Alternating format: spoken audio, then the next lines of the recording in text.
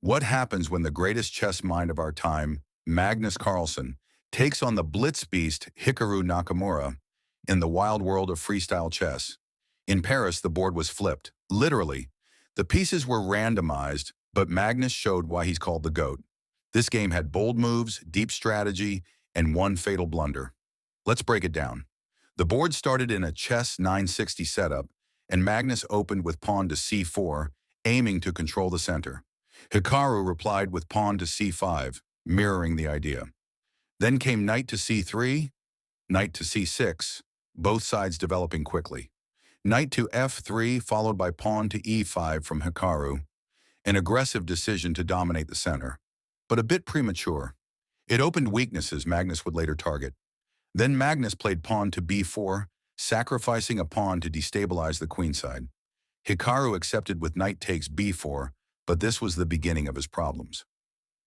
Magnus continued with knight takes a5, and then struck the center with pawn to d4, a powerful response. Hikaru castled kingside. Then Magnus played knight to g4, ramping up pressure. Hikaru played bishop to g7, but Magnus responded with pawn takes c5, challenging the center. Hikaru answered with pawn to d5, but Magnus had already activated the initiative. Knight to h6 check, king to h8, and then a brilliant move, pawn to g4, opening lines on the king side. Magnus followed up with pawn takes d5, knight takes d5, bishop takes d5, bishop takes d5, and finally bishop to b2, consolidating while keeping threats alive. Then, pawn to g5, rook to d1, queen to c8, and Magnus calmly played rook to g3, eyeing the open kingside. Hikaru grabbed a pawn with queen takes c5, but Magnus countered with knight to e4, queen to d5, and queens were traded. Queen takes d5, bishop takes d5. Here came the big moment. Knight to f6, and Hikaru made a crucial error. Bishop takes a2, chasing material. Magnus replied with rook to a3, then bishop to e6, and rook takes a7, grabbing the initiative.